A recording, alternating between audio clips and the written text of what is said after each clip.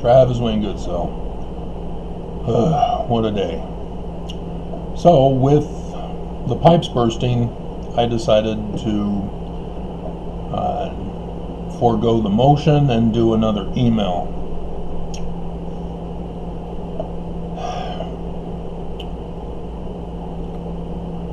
So here's the reading of the email.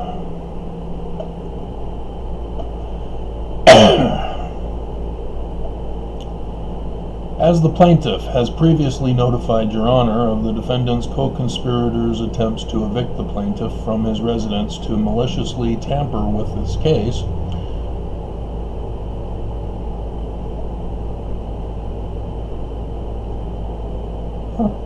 I need to put a comma there. Let's start a new sentence. The plaintiff had emailed the Valley Behavioral Health judge on Thursday, 6th of August 2020 of the eviction, notifying her of the illegality. Ivana Taylor, Ivana, has not responded. As of this day, 8 August 2020, at around 1:30 p.m., it's now almost 4:30, the plaintiff's apartment building's pipes burst, resulting in toilets and tubs being unusable with flooding in the central hall and overflowing from individual tenant apartments, which flow into other tenants' apartments, which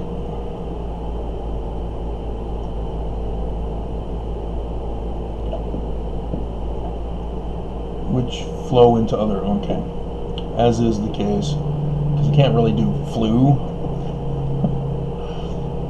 as is the case with the plaintiff. So I've got cleaning to do now. It's not really that bad. It's pretty much dried up since they shut off the water supply, which is still off. And a fountain out front in the south parking lot, which has now been shut off. West Valley City Dispatch refuses to answer their phones, but apartment maintenance are currently attending to the matter and have shut down all water supply. This is concerning. Let's see. This is a concern. There is a concern. Helps if I read it right. There is a concern that this is not a coincidence, as per the timing, and or may be used to evict the plaintiff through other means not requiring the legal system. Shutting off the water supply will help that, though it's unclear as to whether I'll be able to shower and shave tomorrow, let alone use the bathroom for the rest of the day. The plaintiff, finding that Your Honor has not made a final judgment by Friday, 7 August 2020, was in the process of filing yet another motion, if such would crack the secret federal court code to get a judge to respond, other than wrongful dismissals and constant delays. The plaintiff has found in the court process Rule 70, vesting title, and I think it has others, which I probably should look up before I file this or email it. Let's see. Rule 70.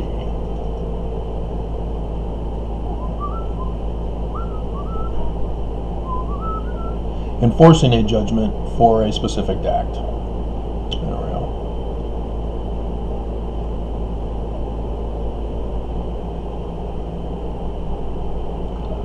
Yeah. So, arrest, it's actually enforcing a judgment. Okay. And so, arrests are also available as an option here. The court may act to be done, disobedience by another person appointed by the court. Or maybe not. So where was the, must have been one of the other codes under judgments. and hold them in contempt. Alright. So enforcing a judgment, I should probably clarify that. Enforcing a judgment. Oops. Rule 70. Enforcing a judgment. They don't use e's, so I might as well not use an e. Which is an option the plaintiff has presented in his request for relief, which would be the least intrusive consequence. So, to catch that, in my complaint, I have to put request for relief. And I gave two options. One being that the church has to sell everything, or as they are required to be arrested and taken to criminal court, the federal government would then seize all assets of the church and then give me the judgment amount, taking out their payment, of course. And then the other one was this vesting of title, which I found out what the official wording is, or the legal wording, is that church signs over or hands over the keys to me. That's called vesting title. And it can be done by the judge, as the church was disincorporated with the Edmunds-Tucker Act. The plaintiff has also come across additional evidence against the defendant, which was to be presented in this motion, but will instead be submitted here in the attachments. And so then I go into paragraphs about the additional indictments or information. The plaintiff came into possession of a leaked document of the defendant's first presidency dated 4 August 2020. That was Tuesday. Notifying all defendant religious leadership to remain silent about current civil or criminal lawsuits involving the defendant to prevent the defendant from, quote, being inappropriately implicated in legal matters, unquote. In other words, Miranda rights. The defendant are different from the Vatican, as the Vatican distances themselves from association with individual parish priests, such that the Vatican can remain blameless when, for example,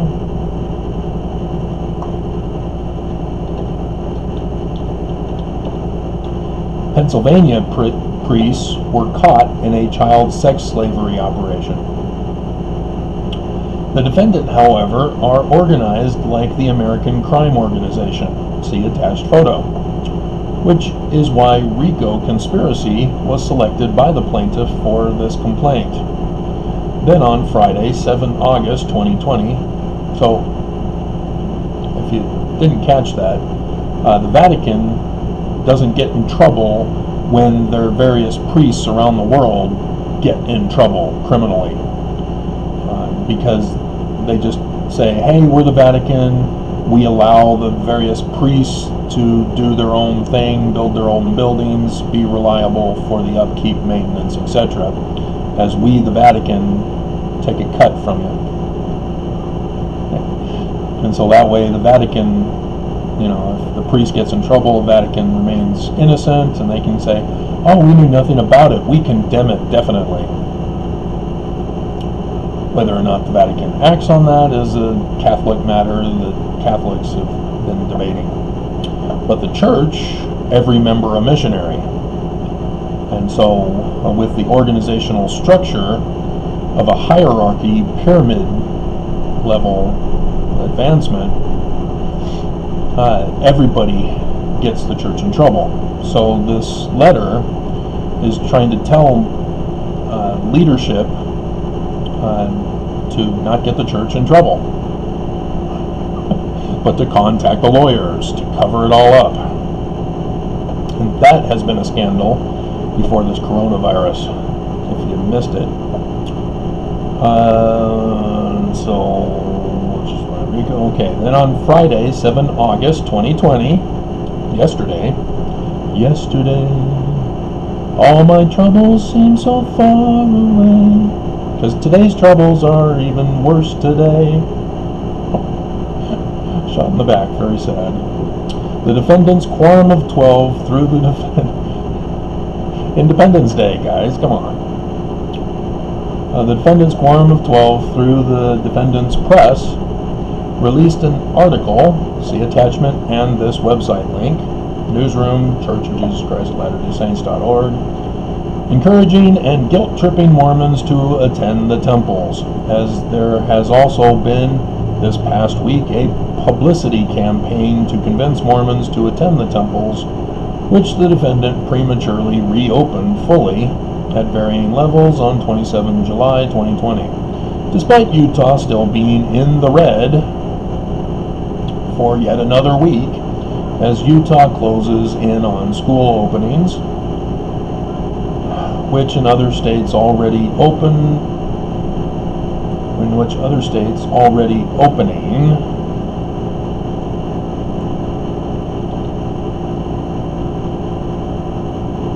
have resulted in tragic consequences, as Governor Herbert still refuses to lock Utah down again, as he finally did when Utah reached orange, resulting in many daily additions to new virus cases and deaths of Utahns, encroaching upon the life of the plaintiff.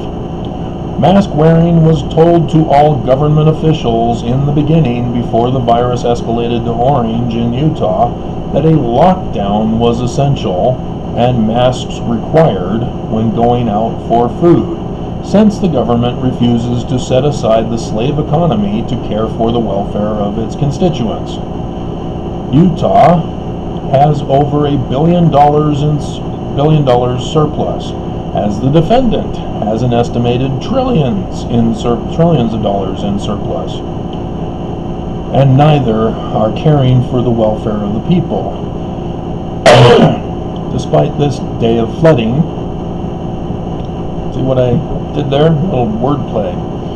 When they used to claim that a rainy day, quote unquote, is why they were saving money. Also intended to be submitted and is attached herein is the infamous letter of Albert Pike's in 1871 about an Illuminati takeover of the world. The letter confirms the plaintiff's research into the real LDS Church history of Joseph Smith and family, as Pike links the Illuminati established on 1st of May, 1776, to the Scottish Rites Freemasonry, and those two groups to the doctrine, quote, doctrine of Lucifer, unquote. The defendant's origins to Brigham Young and Heber C. Kimball are linked to the Illuminati and the Scottish Rites, as the Nauvoo Temple, see attached,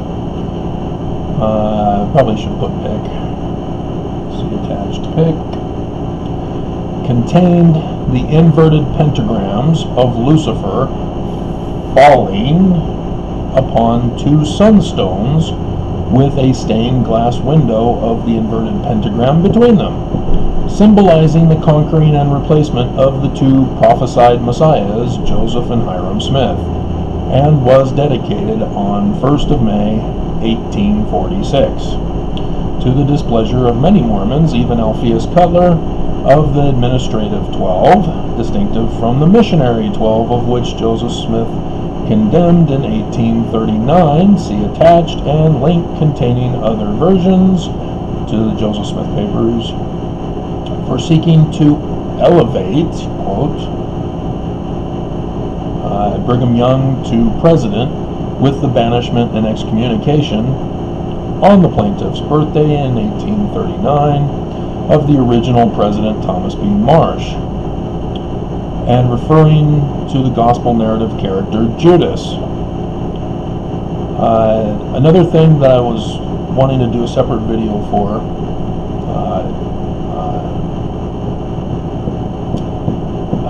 and I'm losing it, I lost it. If I remember, I'll come back to it. Joseph then came back to the Missionary 12 in July 1840 to inform them, as the gospel narrative, that there were those who wanted him dead as Judas, quote unquote. See attachment and link. Joseph Smith Papers again. As the plaintiff has previously emailed the keystone symbol of Lucifer on the arch of the door of the Salt Lake Temple, the defendant has been established as domestic terrorists working to destroy America as our national executive,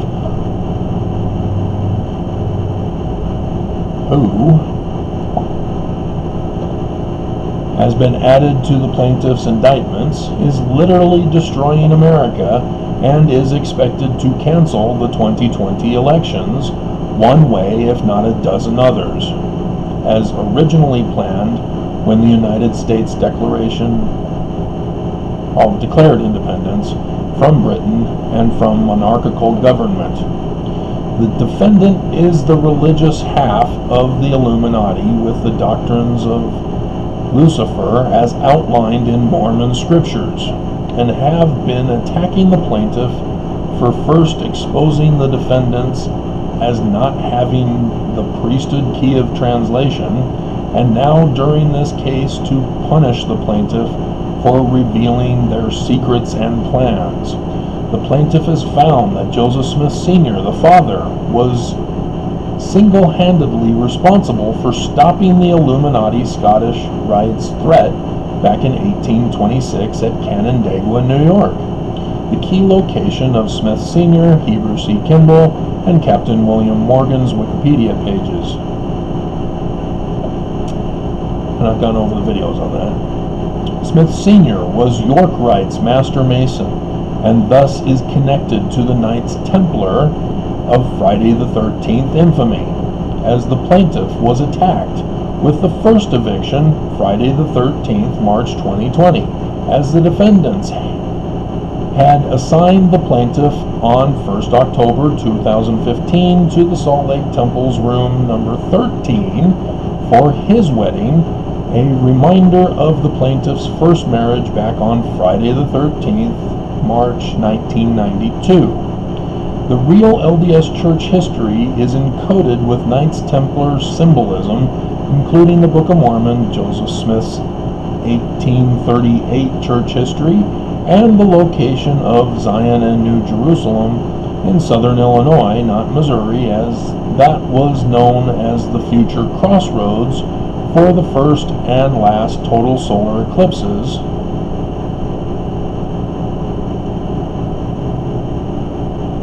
of the 3 days of darkness.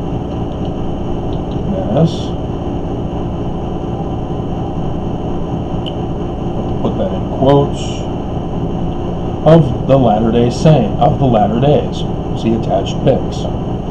Joseph Smith's understanding of the coming of Christ was more Jewish than Christian.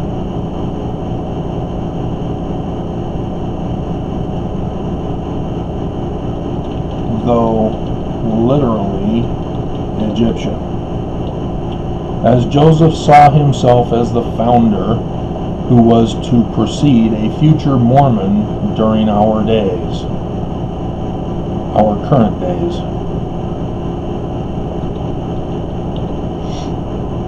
And then I put in section 103, verses 15 to 21. I'm not going to read it for you. You can look it up. Doctrine and Covenants, section 103, 15 to 21. I've gone over it a million times. That's Joseph Smith saying a Mormon will be raised up in the latter days to restore Zion. And then this is from Jeremiah 23, where Jeremiah says, hey, a descendant of David, a mortal man, called the branch, shall be the king over the whole world, save Judah. This is why Jews reject the gospel character Jesus, because he failed to fulfill the prophecy, as he is to be a mortal man and not a deity, resurrected or otherwise. Thus Joseph Smith Jr. was set up to be this Emmanuel of the Knights Templar Holy Grail, blood. As Elijah and Moses came to the Kirtland Temple without inverted pentagrams during Passover, commemorating the Torah story of the Exodus with 3 days of darkness and a coronavirus destroying Egypt in its dynastic succession. The Nauvoo Temple symbolizing the Illuminati's conquering of this biblical prophecy fulfillment attempt by the Smiths.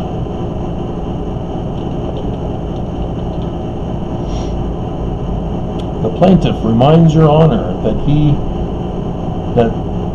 has lawfully won his complaint. Probably should put the, because he technically goes with Your Honor. But the plaintiff has lawfully won his complaint, and it is only this court's delays that prevented it from being official. Alrighty. And so the first document is a number 1. So what was that one again?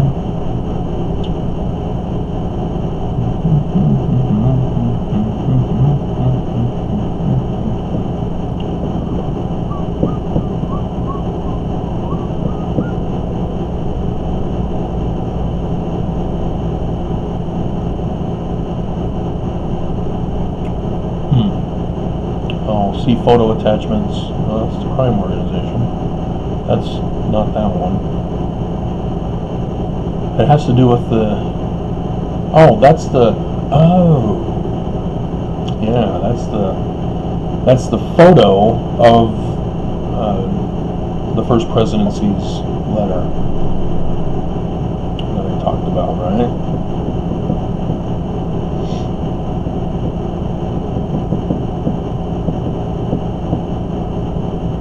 See the fourth. Where's the fourth?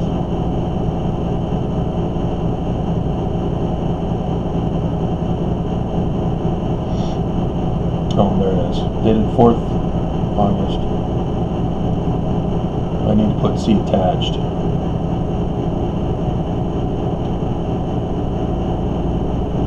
C attached. Pick of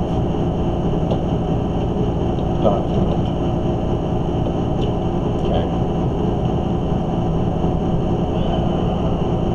And then I did a copy and paste of the news article by the church for the Quorum of the 70, plus the linking of it. And then there's the organized crime picture.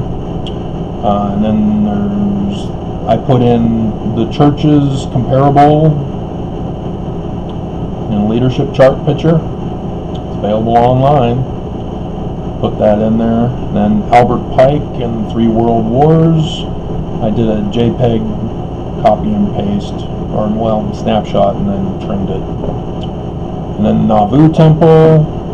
Then I put in the document of Joseph Smith to July 1839 because I wanted my own copy, not having to rely on an internet connection to look at it and refer to it. And then Joseph Smith, 19 July 1840, that document.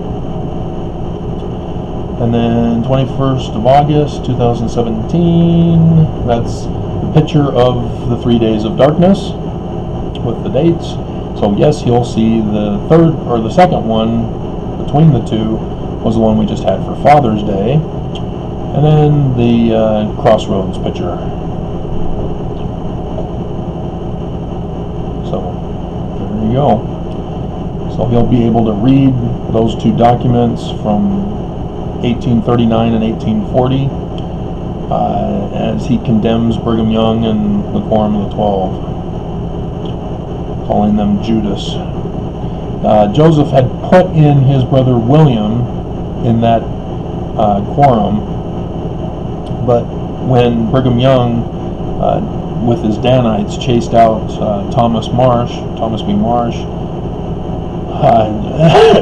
Brigham Young also kicked out and excommunicated William Smith. And so when Joseph got out of prison, because he was falsely accused by the actions of the Danites, he gave the 1839 displeasure talk to them. How dare you? He was a good man. Why did you do that? And Joseph put his brother back into the quorum. And Brigham Young, after the assassination of Joseph from Hiram, Brigham again booted out and excommunicated William Smith. So, yeah, I'm sure that's what you do when you're innocent, right? And then 19 July 1840 is when Joseph Smith again comes back out of prison and again tells the 12, there are those of you who want me dead, referring to the Last Supper of Jesus, and again uses Judas. So yeah, Joseph knew all about it. The missionary 12 with Brigham Young were evil. So that is that for that.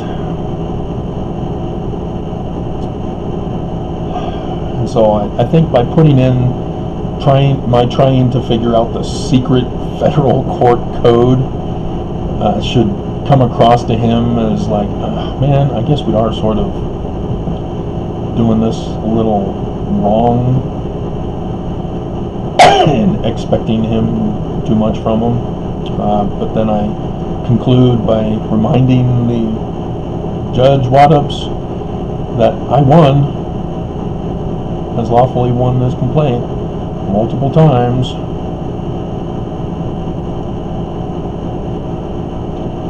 Multiple times and in multiple ways.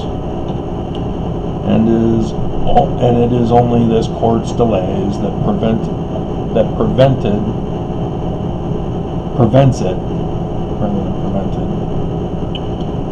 it from being official.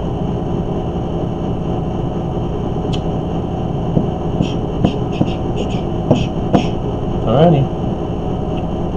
And again, he's Mormon, so everybody's Mormon in this case. And he already knows about this. I told him that I've won, and so if you are to side with the defendants, then you were supposed to recuse yourself, because lawfully I won. And so your only option is to outwardly admit you are a Mormon, and yet nonetheless you have found that the church is guilty and therefore must judge in favor of the plaintiff. I've already done that with them. So yeah, I'm fully free to put in all sorts of Mormon scripture and Mormon doctrine and Mormon history, because we're all Mormons. And I'm able to now tie in more stuff that would have been brought up in a trial had I been allowed, but nope, church isn't going to let it. They don't want this information leaked. So there you go.